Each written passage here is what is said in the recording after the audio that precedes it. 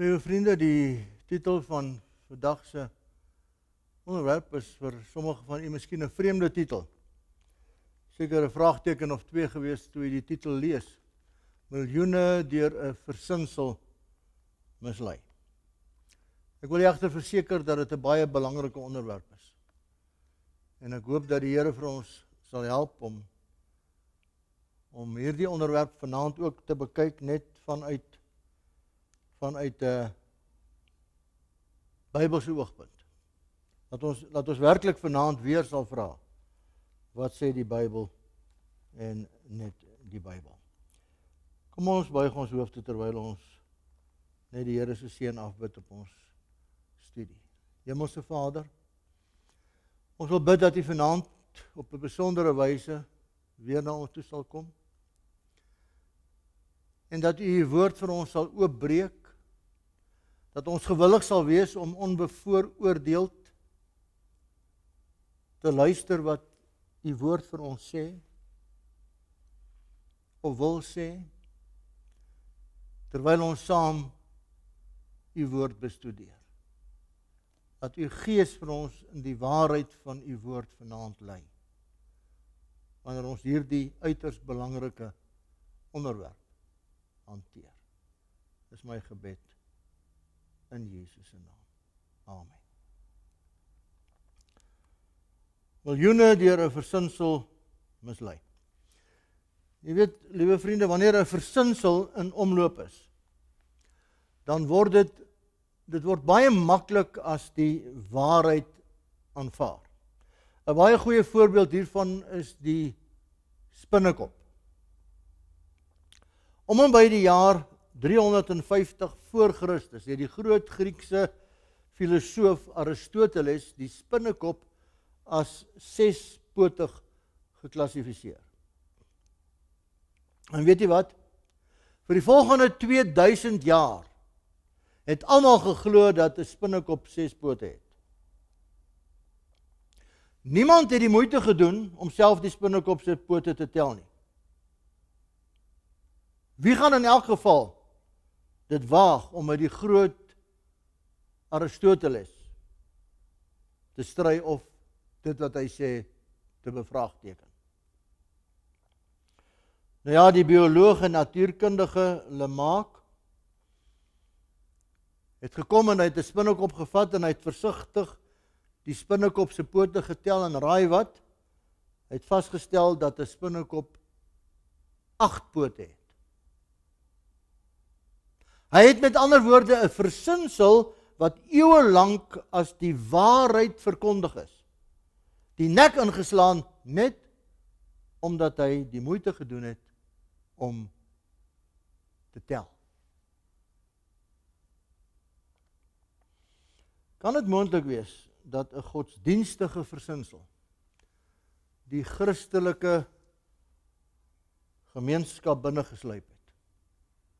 En kan dit wees dat ons hier met iets veel belangrikers te doen het as 'n 6-potige of 'n 8-potige spinnekop? Miljoene mense aanbid vandag op die eerste dag van die week.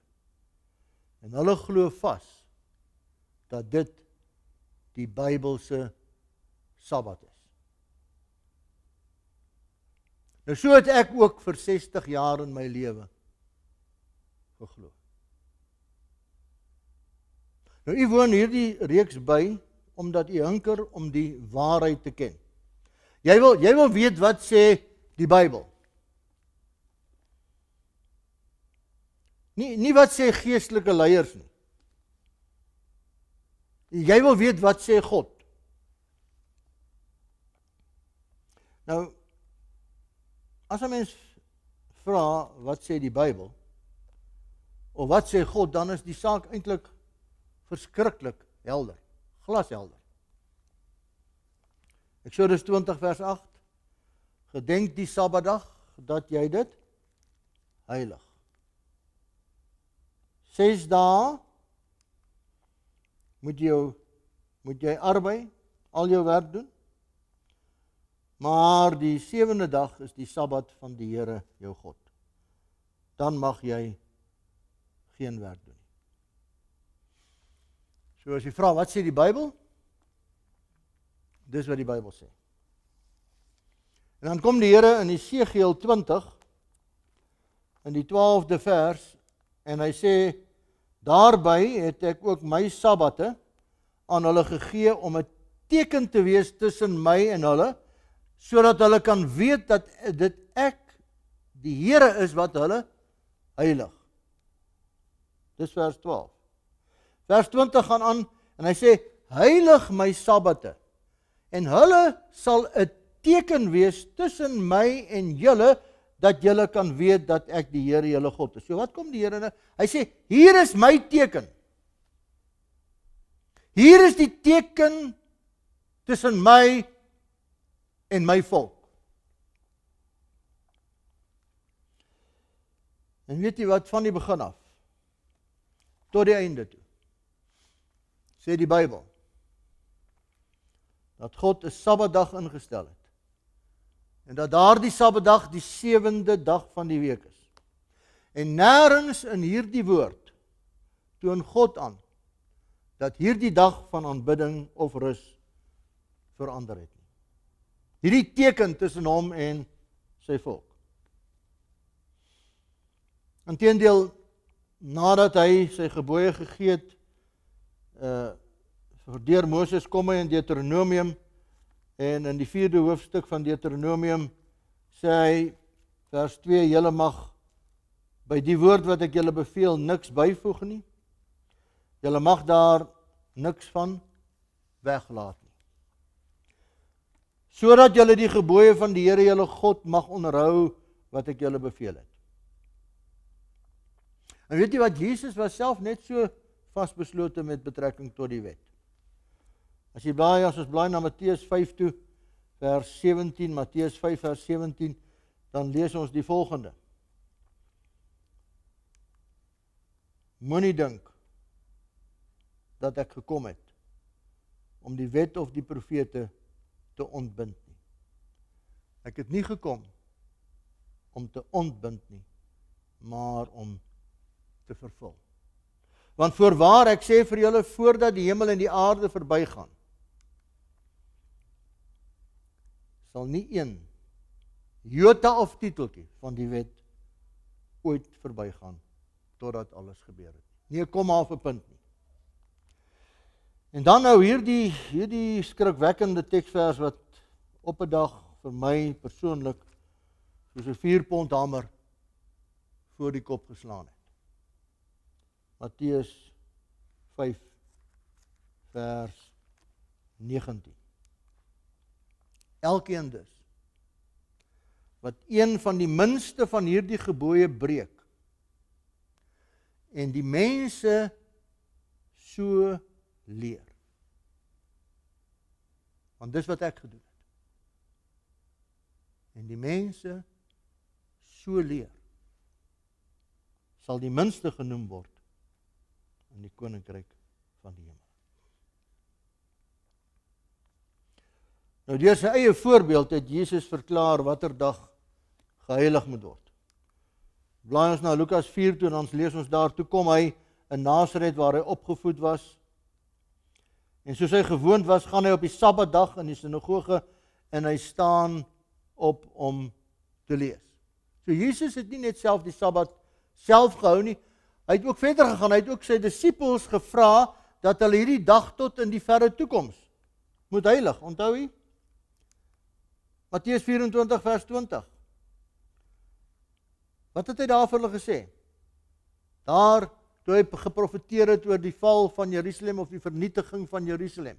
Toe sê hy vir hulle, as julle dit sien, bid dat julle vlug nie in die winter of op die Sabbat mag plaasvind nie. Waar staan Jesus? Hy staan hier in 30 na Christus, sê rondom 30 na Christus. Hy kom en hy sê vir hulle, Jerusalem gaan vernietig word. Iewers daar in die toekoms.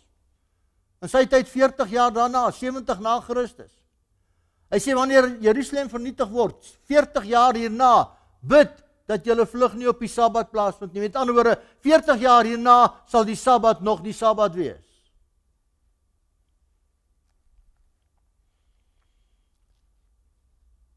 Nou, watter dag is nou die Sabbat? Weet jy, al het ons net ons Bybels gehad. As ons enigste bron van inligting, dan sou ons al kon bepaal het watter dag die 7de dag was. Hoe weet ons dit? Kom ons blaai na Lukas toe. Lukas 23 vers 54 deur 56 toe. Wat staan daar in Lukas 23? En dit was die dag van voorbereiding. En die Sabbat wou aanbreek. En die vroue wat saam met hom van Galilea gekom het ook gevolg en die graf gesien en hoe sy liggaam daar neergelê was. En daarop het hulle teruggegaan en die speserye en die salf berei en op die Sabbatdag gerus, volgens die gebod. En dan staan daar en baie vroeg in die môre op die eerste dag van die week het hulle en die ander wat saam met hulle by die graf gekom het, die speserye gebring wat deur hulle toeberei was. Nou die nuwe vertaling het hom sommer reguit gaan vertaal. Lukas 23, dit was Vrydag. Die ou vertaling sê dit was die dag van voorbereiding. Dit was Vrydag en die Sabbat het al begin aanbreek. Vers 55, en op die Sabbatdag het hulle gerus soos die gebod bepaal.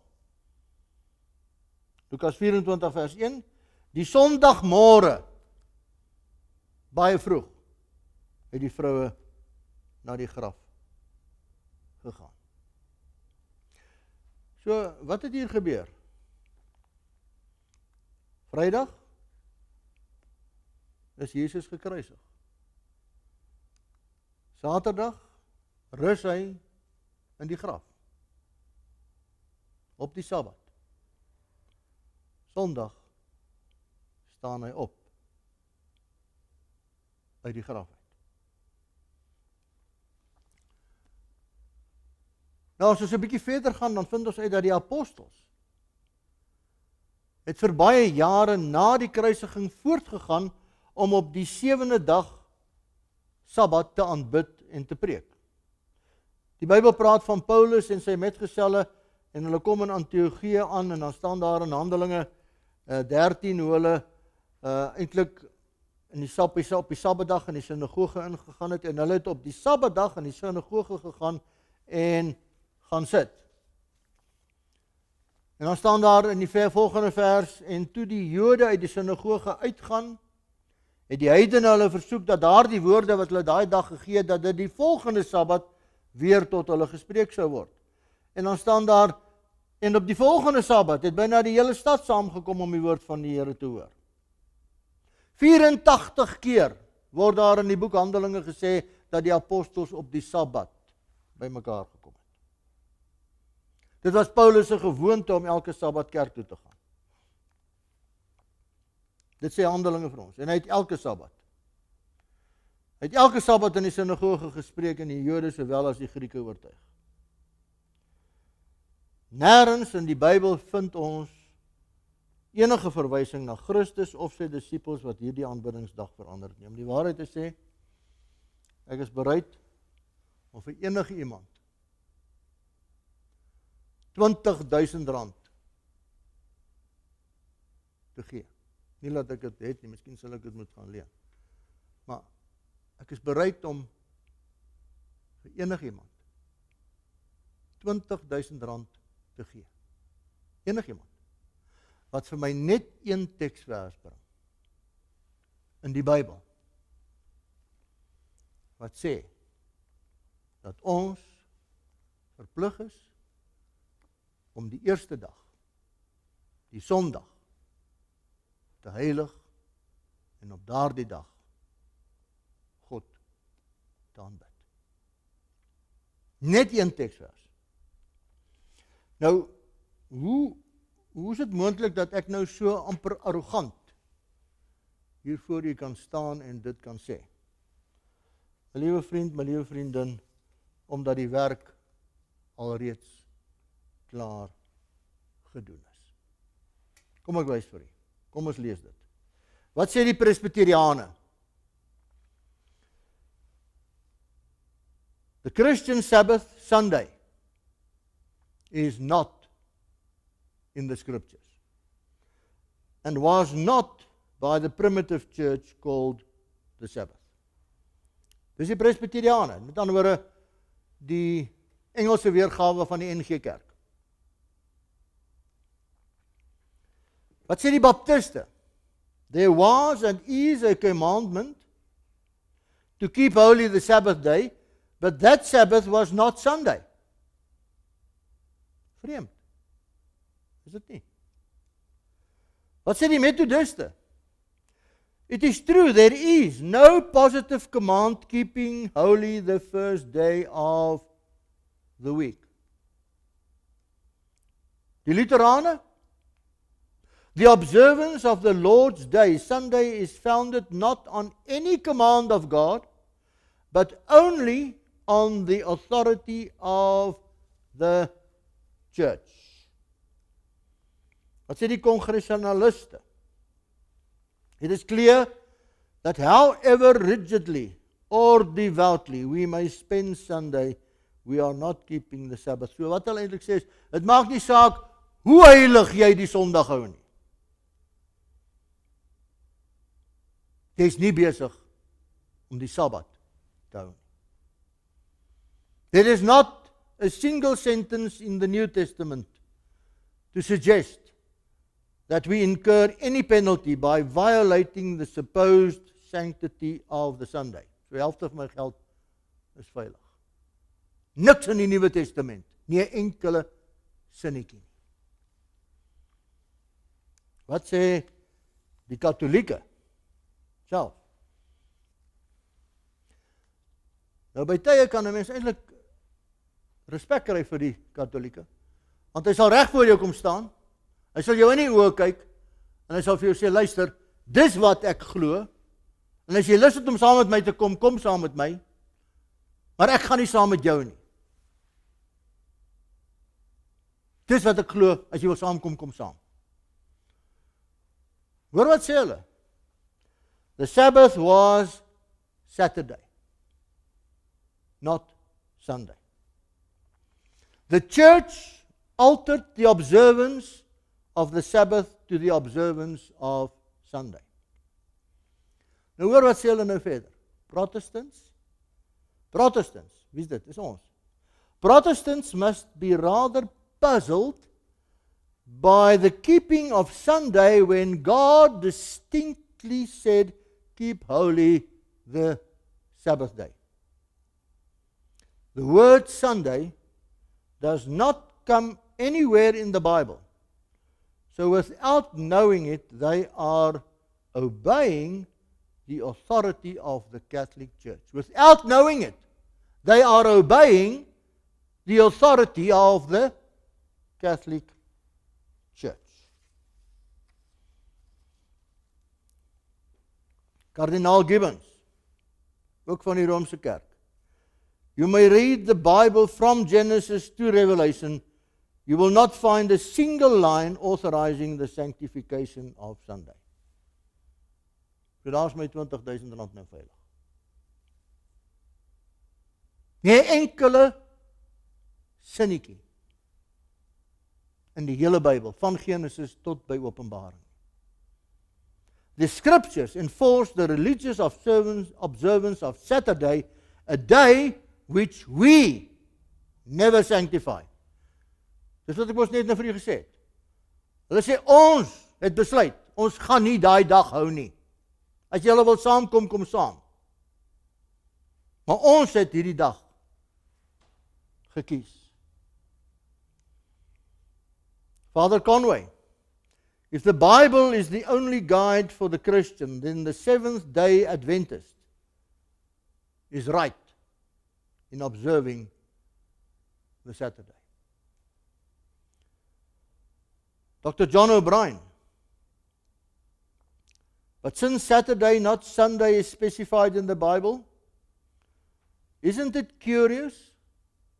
Isn't it curious that non-Catholics who profess to take their religion directly from the Bible and not from the church observe Sunday instead of Saturday? Is it nie vreemd nie? Isn't it curious? That observance remains as a reminder of the Mother Church. Luister mooi wat sê hy. It remains as a reminder of the Mother Church from which the non-Catholic sects broke away like a boy running away from home, but still carrying in his pocket a picture of his mother or a lock of her hair. Hulle spot met die protestante.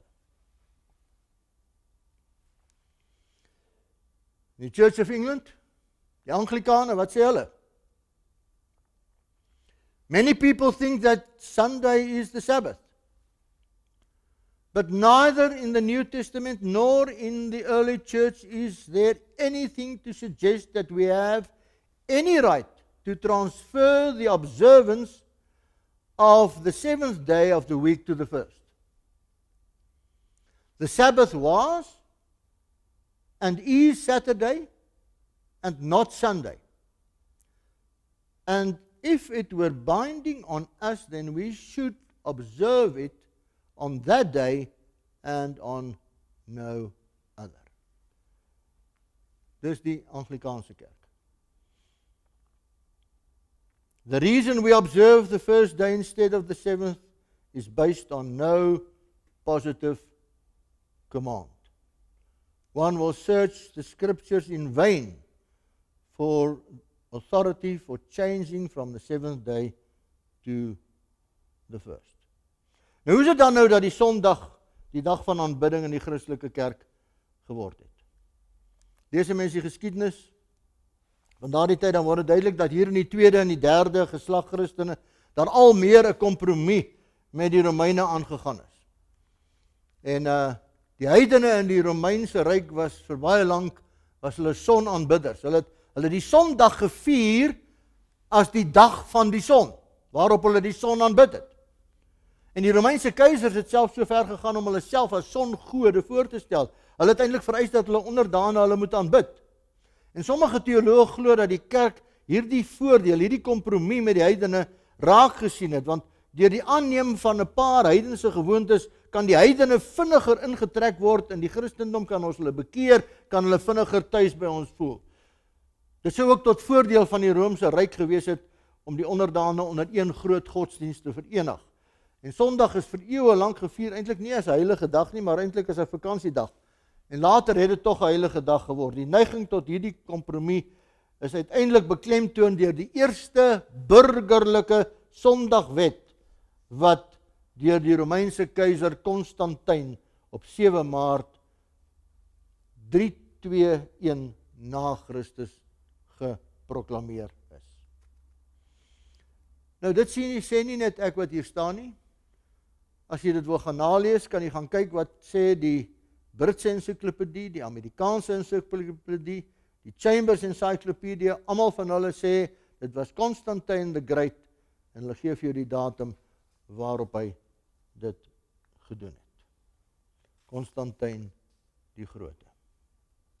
Die volgende stap was om die Sondagonderhouding 'n integrale geloofselement van die Christendom te maak. En dis toe gedoen by die kerk, by die konsilie van Laodicense. En hier is die eerste godsdienstige wette oor die onderhouding van die Sondag gemaak. In the year 325, Sylvester, the Bishop of Rome, changed the title of the first day, calling it the Lord's Day. En jy sal sien dat hulle praat nie van die eerste dag nie, hulle praat van, ook nie van Sondag nie, hulle praat van the Lord's Day. Dis daar by daardie konsilie wat dit verander is. Die volgende wet is gemaak en dit het gelees, Christians shall not Judaize. Dan word hulle sal nie soos Jode optree nie. They won't keep the Sabbath and be idle on Saturday, but they shall work on that day. But the Lord's Day they shall especially honor, and as being Christians shall, if possible, do no work on that day. Maar ten spyte daarvan, ten spyte van hierdie wet, was daar tog Christene wat voortgegaan het om die Sabbat gedurende die 6de eeu te onderhou, en dit het Paus Gregorius so kwaad geword dat hulle uitgeskel het. En hy het gesê, as prophets of Antichrist, those who maintained that work ought not to be done on the 7th day. Maar nou moet ons nie die oogheid verloor nie, my broer en suster, dat Bybels in daardie tye nie beskikbaar was nie, soos wat dit nou is nie.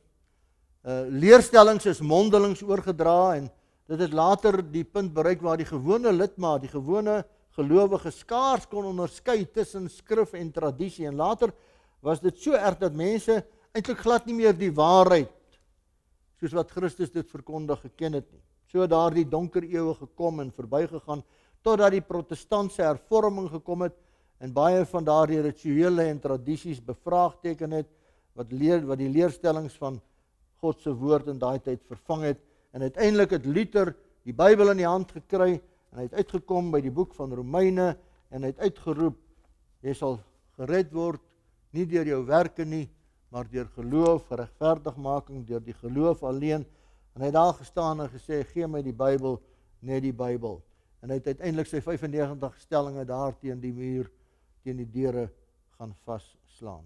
En baie van daardie hervormers het, soos Johannes Hus en Jerome het geboet, as gevolg van hulle getrouheid teenoor die Bybel, hulle is op die brandtafel verbrand. En na die 6de eeu het hierdie Sabbatwaarheid eintlik byna sluimerend gelê, versteek onder eeue se tradisies.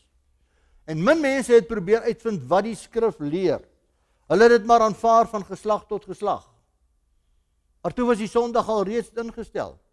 Hulle het dit nooit bevraagteken nie. Hulle het nie gevra, is dit 'n feit of is dit 'n versinsel nie. Jy sien, soms aanvaar mense dinge sonder om dit te bevraagteken.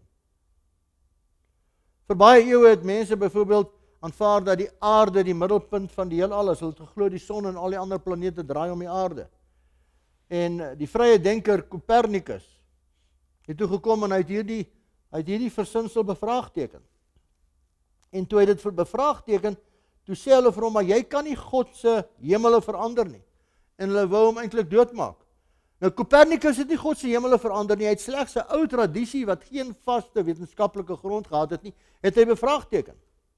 Copernicus het die waarheid ontbloot dat om iets vir 'n lang tyd te glo, dit nie noodwendig waar maak nie. Dit het ons by die spinnekop gesien. Jy kan dit vir 'n lang tyd glo. Jy kan baie opreg wees in jou geloof, maar jy kan verkeerd wees. Die feit dat dit vir 'n lang tyd geglo word, beteken nie dat dit waar is nie. Die feit dat jy opreg is met betrekking tot wat jy glo, beteken nie dat jy reg is nie. Ek was vir baie jare in my lewe opreg, maar verkeerd. Die katekismes van die Katolieke Kerk wat ek hier in my hand hou, soos ons Heidelbergse katekismes, jy onthou, baie van ons het gekatekiseer, en dan het jy die katekismes gehad, waardeur jy moes werk, ten einde te katekiseer, en dan sê so vraag en antwoord vorm opgestel, die vraag word gevra, en dan gee vir jou die antwoord, en dan gee vir jou wat die antwoord is. Nou, die Katolieke Kerk se katekismes is presies op dieselfde wyse aan mekaar gesit, en daar is 'n vraag wat vra, question, which is the Sabbath day? Answer, Saturday is the Sabbath day. Question, why do we observe Sunday instead of Saturday? Answer, luister na die antwoord. Because the Catholic Church transferred the solemnity from Saturday to Sunday. Die Katolieke Kerk het die heiligheid van die Sabbatdag gevat en dit oorgedra op die Sondag. Dit staan in hulle katekismes geskrywe. Nou hierdie verandering is gemaak daar by die konsilie van Laodicea in 336 na Christus. Nou hoekom het die kerk daardie verandering aangebring? Die antwoord lê gedeeltelik by die gesag van die Katolieke Kerk en dit wat hulle aan tradisie toeskryf. Dit was natuurlik een van die groot strydpunte van die hervorming. Toe Martin Luther gaan staan het en gesê het, maar hier staan ek, gee my die Bybel en net die Bybel alleen. En hy het baie van die leerstellings van die kerk het hy uitgedaag, instellings wat geheel en al op tradisie gegrond is. En toe hulle sien waarheen die hervorming beweeg, toe kom die Katolieke Kerk en hulle begin met die konsilie van Trent, van 1545 af tot in 1562 toe. 16, 17 jaar. Wat hulle synode hou. Net met een agendapunt. Die vernietiging van protestantisme. Dit wat nou net die kerk binnengekom het, moet vernietig word. En uiteindelik, in 1652, kom die opsomming van 'n toespraak wat die deurslag op daardie synode gegee het. En die kerkhistorikus H. Holtzman skryf daarvan in Canon and Tradition, bladsy 263. En hy sê, finally, at the last opening, on the 18th of January, 1562, na al daardie jare, all hesitation was set aside. The Archbishop of Reggio made a speech in which he openly declared that tradition stood above Scripture. En daar het u die antwoord. Tradisie staan bo die Bybel. Tradisie het 'n groter sê as wat die Bybel sê. Nou wat sê die Bybel? Interessant wat die Bybel sê. Jesus self aan die woord. Matteus 15 vers 3. Waarom oortree julle die gebod van God ter wille van julle oorlewering?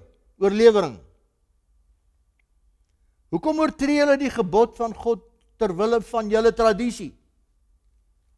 En dan voeg hy by, in vers 9, maar te vergeefs, vereer julle my deur leringe te leer wat die gebooie van mense is. So, liewe broer en suster, hierdie kwessie is nie 'n kwessie van dae of getalle nie. Hier is 'n kwessie van wie is die meester, wie is my meester? Hier is 'n kwessie van gehoorsaamheid aan Jesus Christus. Nou in die Catholic Encyclopedia is daar 'n paar moderne verklarings. It was the Catholic Church that decided Sunday should be the day of worship for Christians in honor of the resurrection. Jy sal dit elke keer hoor. Ons herdenk die opstanding van Jesus Christus, omdat ons dit op die Sondag doen, en ons besef nie dat daar 'n ander monument is, wat die opstanding van Jesus herdenk. Luister na hierdie aanhaling in die Catholic Church Sentinel, 1995. The Sabbath was changed from Saturday to Sunday, not from any directions noted in the scriptures, but from the church's sense of its own power. People who think that the scriptures should be the sole authority should logically become Seventh-day Adventists and keep Saturday holy. Nou, ons het in Daniël 7, vers 25 het ons al gelees, hy sal probeer om tye en wet te verander. Wat 'n profesie.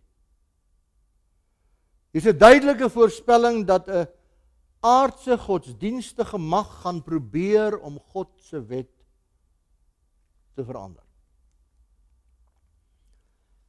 Nou, het hulle die wet verander? Ja, hulle het.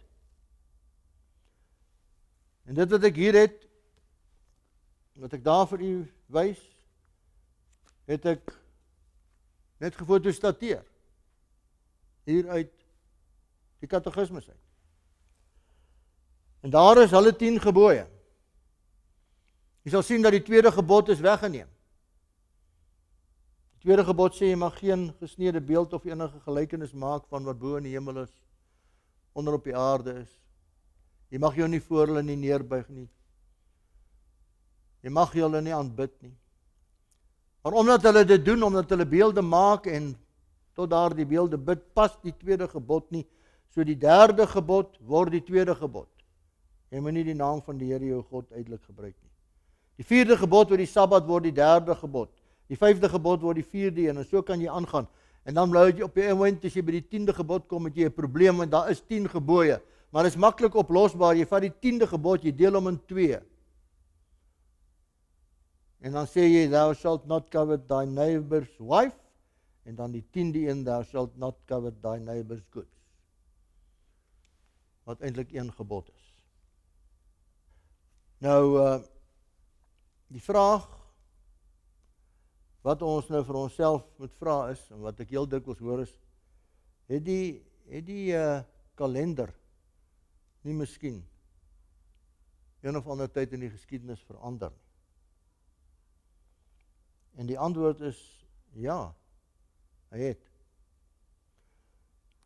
Wie was dit? Dit was Paus Gregorius.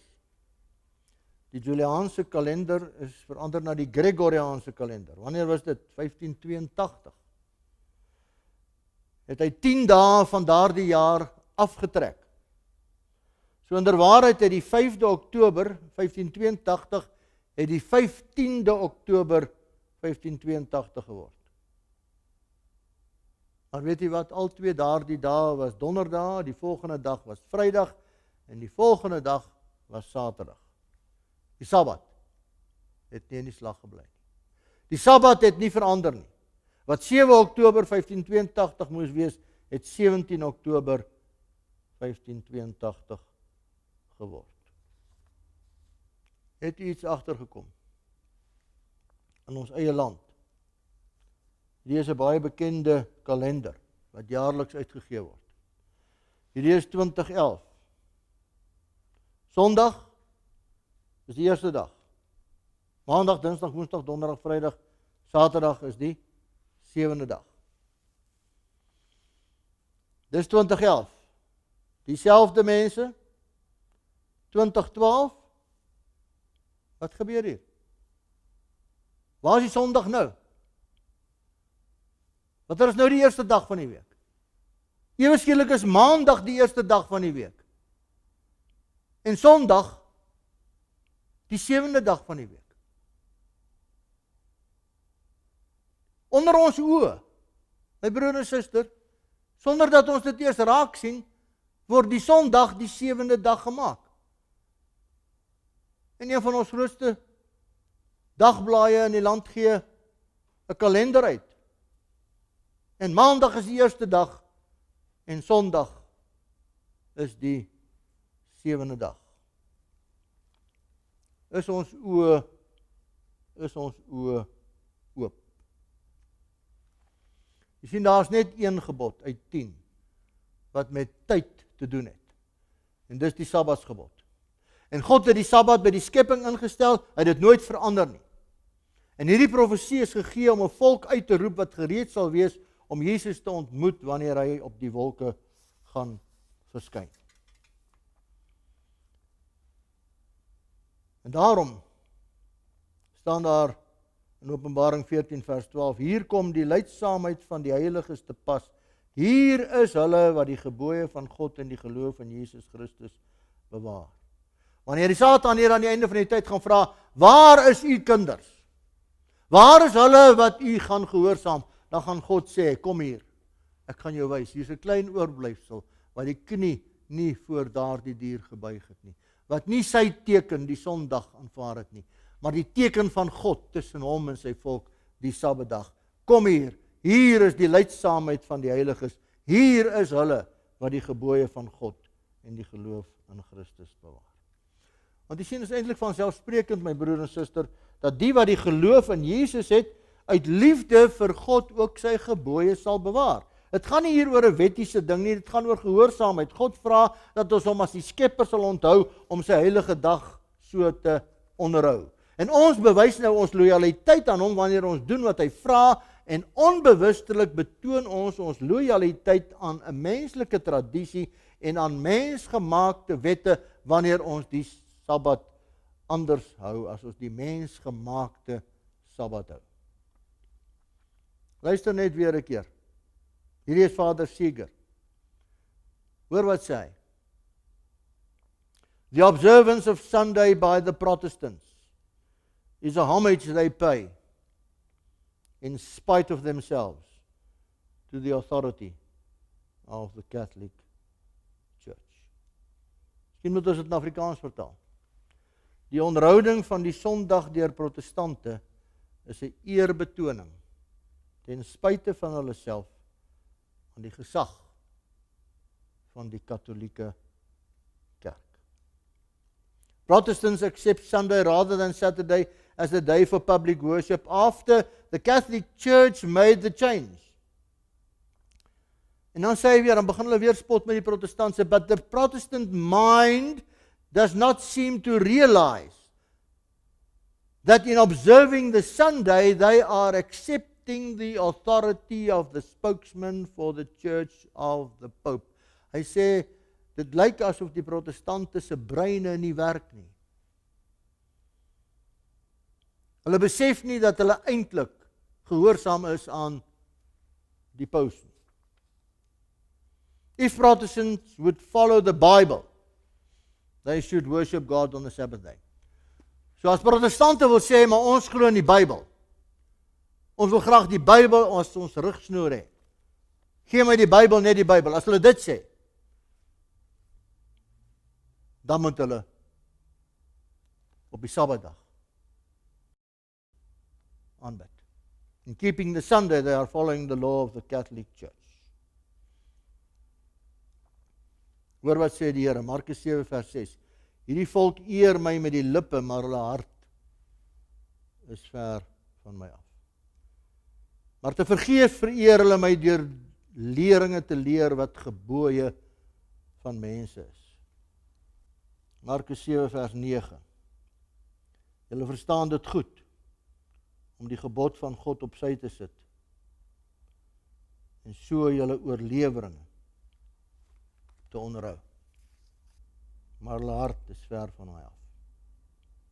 Jy sien, dis eintlik waaroor dit gaan. Dis 'n saak van die hart. Dis 'n kwessie van liefde. En dis waarom Johannes het dit ook geweet, en in 1 Johannes 5 vers 3 sê hy, want dit is die liefde. As jy sê dat jy God liefhet, dit is die liefde tot God. Dat ons sy gebooie bewaar, en sy gebooie is nie swaar nie. Nou wil ek vandag vir u sê, my liewe broer en suster, 'n wonderlike seën word jou deel. En ek nooi jou vandag om dit te beproef. Ek wil u uitdaag. Hou net vir 1 maand in jou lewe die Sabbat, soos wat God dit van jou in sy woord vra. Met ander woorde, wanneer die son Vrydag aand sak, begin die Sabbat. En wanneer die son Saterdag aand sak, eindig die Sabbat. Begin Vrydag aand en begin daardie Sabbat saam met jou geliefdes, saam met die Here. Word stil. Sit die wêreld se goed af. En hou hierdie Sabbat soos wat God dit van jou vra. En kyk net wat met jou gebeur. Kyk net wat God vir jou wil doen. Want jy sien, hier is 'n seun weggebêre. Hier is 'n seun wat God vir jou wil gee.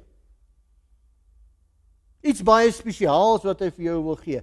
Want deur dit te doen, leer jy jou Skepper ken, jy leer jou broer en jou suster ken, jy leer jouself beter ken, en jy ervaar 'n rus en 'n kalmte en 'n vrede wat jy nooit voorheen in jou lewe geken het.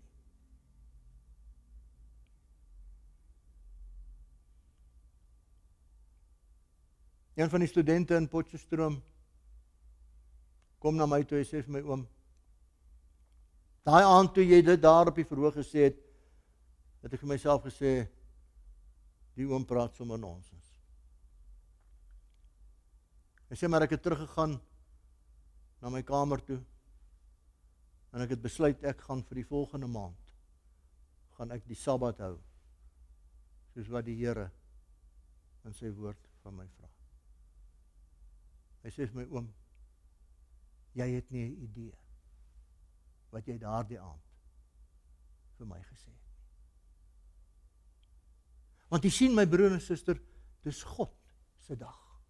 Dis sy dag wat hy geheilig het. Dis sy dag wat hy eenkant gesit het. Dis sy dag wat hy geseën het, en hulle wat deel aan daardie dag, sal hy seën. Hy sal jou vat. En hy sal jou lewe ook vir jou seën. Levitikus 23:32, van aand tot aand moet julle die Sabbat hou.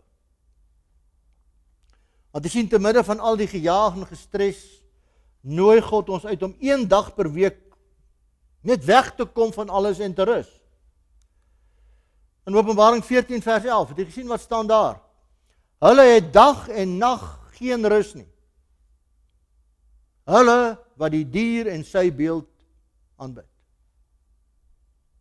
Moenie vir my sê dat Sondag, vandag, in hierdie land van ons geheilig word. Gaan na die winkelkomplekse toe. Gaan na die sportvelde toe. Sondag het 'n inkoopiedag geword.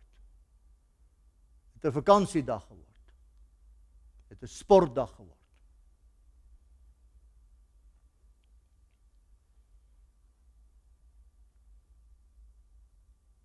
En nou kom die Here en hy sê, nee, want jy sien, hulle het dag en nag geen rus nie. Hulle hardloop bo oor die week, hulle hardloop bo oor die Sondag. Daar is nie meer rus nie. En God wil jou tot rus bring. Hy wil jou liggaam laat rus. Hy wil jou gees laat rus. Hy wil vir jou die seëninge gee wat weggebêre is in hierdie dag, wat jy nog nooit van geweet het nie. En hy nooi jou uit om hierdie dag saam met hom deur te bring.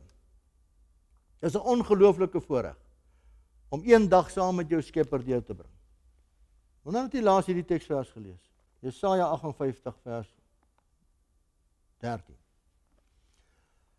As jy jou voet terughou van die Sabbat, om nie jou sake op my heilige dag te doen nie, en as jy die Sabbat 'n verlustiging noem, en die heilige dag van die Here hoog hou, en as jy dit eer deur nie jou gewone gang te gaan nie geleentheid vir jou sake te soek nie, of ydelle taal te spreek nie, vers 14, dan sal jy jou verlustig in die Here, en ek sal jou laat ry oor die hoogtes van die aarde. En jou laat geniet die erfdeel van jou vader Jakob, want die mond van die Here met hoofletters het dit gespreek. My broer, my suster, wil jy ry oor die hoogtes van die aarde? Daar's die belofte. Dis wat God vir jou gaan doen, die oomblik wanneer jy hom begin gehoorsaam.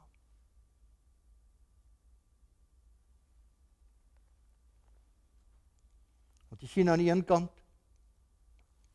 is daar die waarheid, aan die ander kant die tradisie. Aan die een kant die Bybel, Aan die ander kant menslike leringe. Aan die een kant die gebod van God, aan die ander kant ons mensgemaakte dag. Aan die een kant die Sabbat, aan die ander kant die Sondag.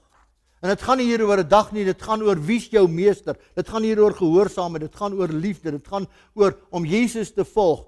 Nou is hulle wat die Sabbat hou dan nou wetties, soos wat dikwels gehoor word. Is die Sabbat nie aan die kruis genaal nie, soos wat dikwels gesê word nie.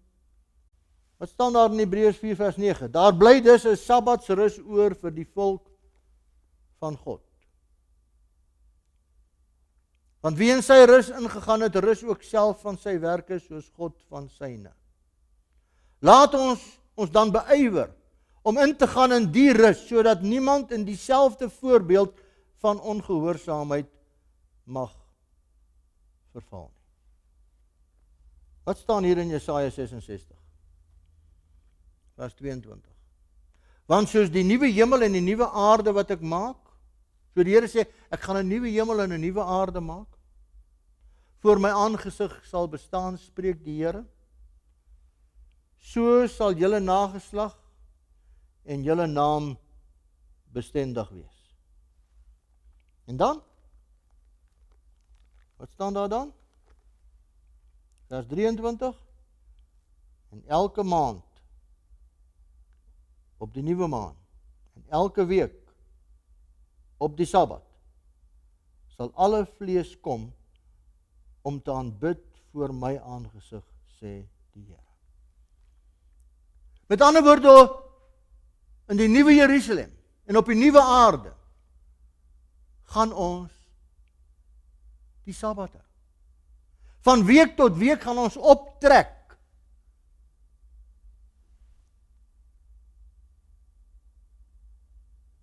en gaan die Sabbat gehou word. Nou my broer en suster, as ons die Sabbat in die nuwe Jerusalem en op die nuwe aarde gaan hou, hoekom begin ons dan sommer nie nou nie?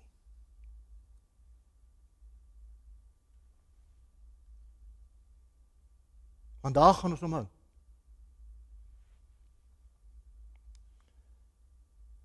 Nie elkeen wat vir my sê, Here, Here, sal ingaan in die koninkryk van die hemele nie.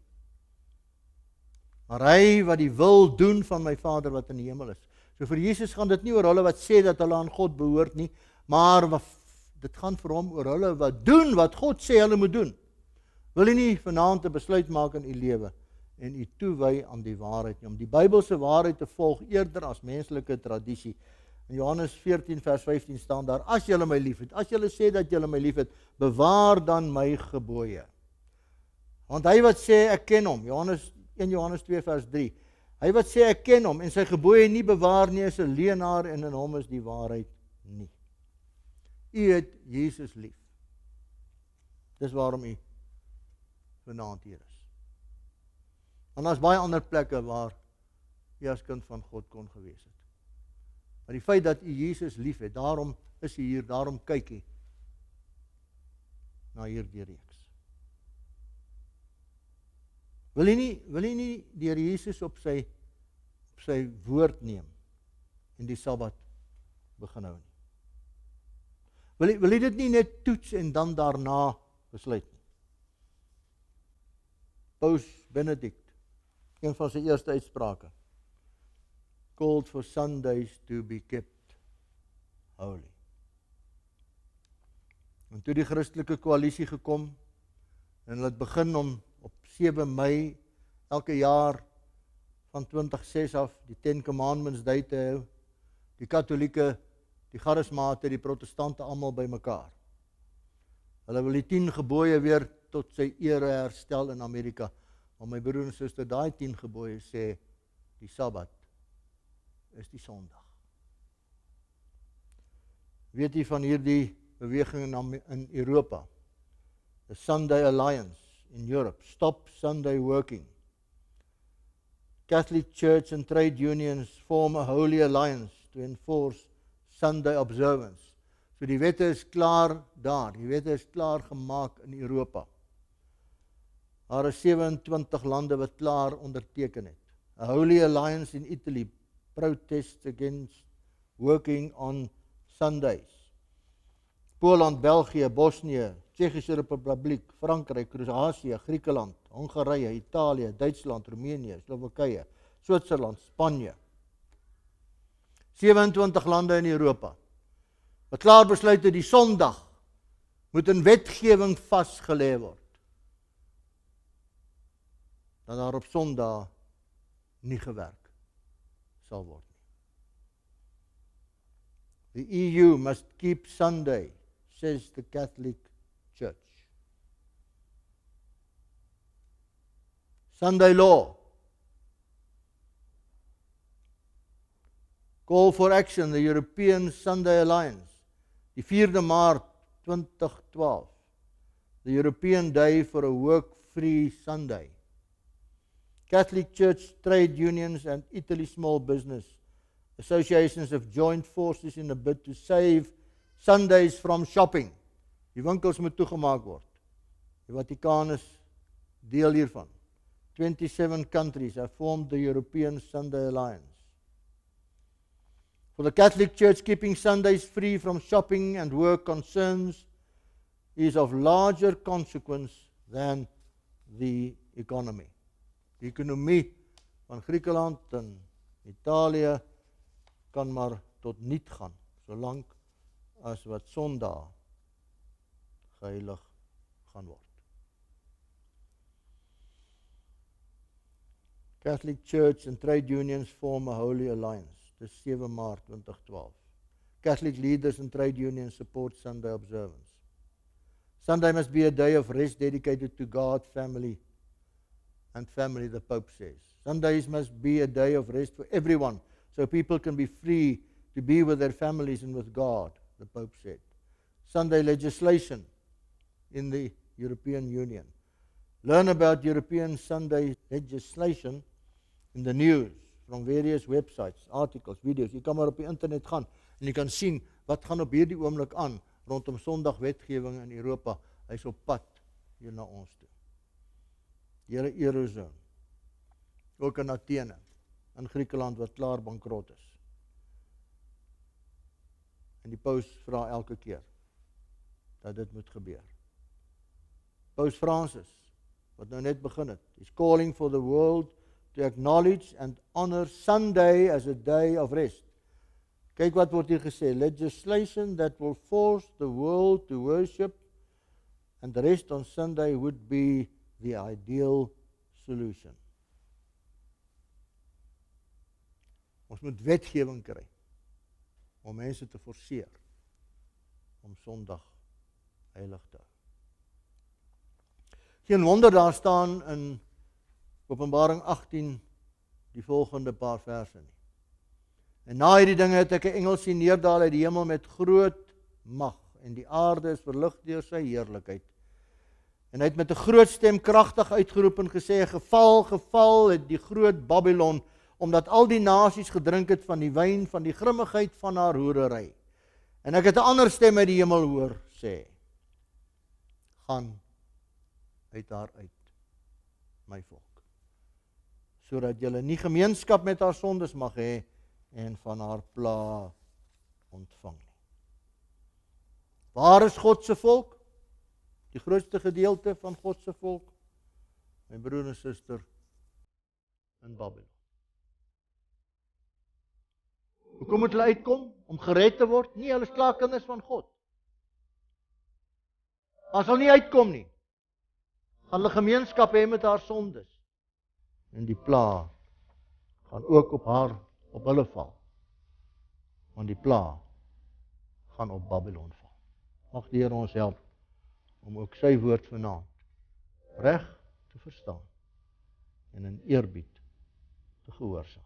Hemelse Vader, vir sommige van ons is dit miskien 'n woord wat hard na ons toe deurkom, maar U het nog altyd U woord in liefde vir ons gegee,